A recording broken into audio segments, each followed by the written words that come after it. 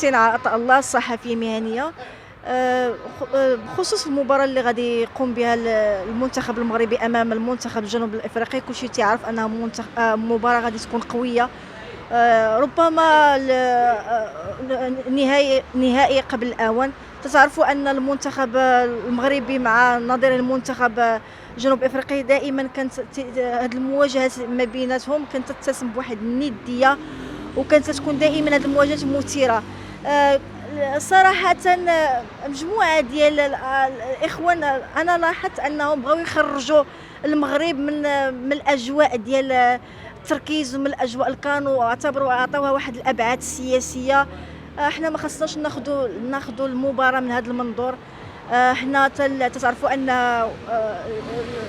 وليد الركراكي تتسم بواحد العقليه احترافيه، وحتى العناصر الوطنيه تتسم بواحد العقليه احترافيه وما بعيد عليهم كل ما هو سياسي. فعلا المباراه مع الجنوب افريقيا تعرفوا مجموعه ديال الصراعات، ولكن دابا في هذا الكان هذا كرة القدم هي تفرض نفسها. اليوم حنا غادي نهضروا على خصوص ان على مستوى التشكيله والمسائل التقنيه، تنهضروا على التغييرات اللي غادي يقوم بهم وليد الركراكي، وخصوصا في ظل غياب انباء تفيد ان غياب زياش وغياب سفيان بوفال.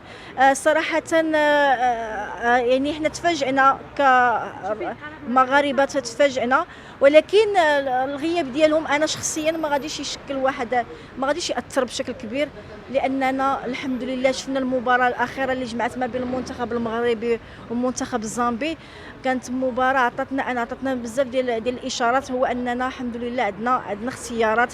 شفتوا ان سميتو اللاعبين اللي دخلوا في دكه البدلاء ودخلوا عطاو قدموا واحد الاداء جيد وبصموا واحد الاداء جيد، وبالتالي ان لا خوف على دكه الاحتياط ديال المنتخب المغربي. وبالعكس ربما هذه المباراه بالضبط غادي تحتاج يعني اللاعبين اللي واجدين اكثر وجاهزين اكثر. وحنا انتم شفتوا يعني حتى الاداء اللي قدموا عبد الحميد اللي دخل في مكان سايس، اللاعبين سميتو حتى اللي قدم واحد الاداء جيد، مجموعه اللاعبين.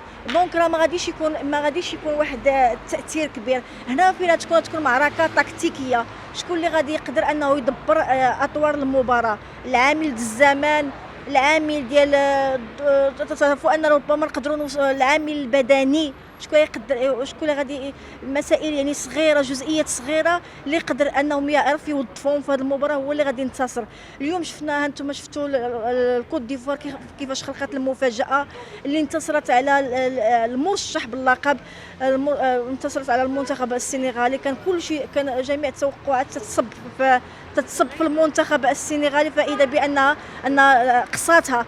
دونك ما كاينش المستحيل. هذه سميت هذه النسخه ديال كوت ديفوار غادي تستطيع، ما استطاعش راه غادي ربما تكون المفاجاه. هنا تنقول انا ان هذه المواجهه بالضبط ما بين جنوب افريقيا غادي تكون يعني معركه تكتيكيه.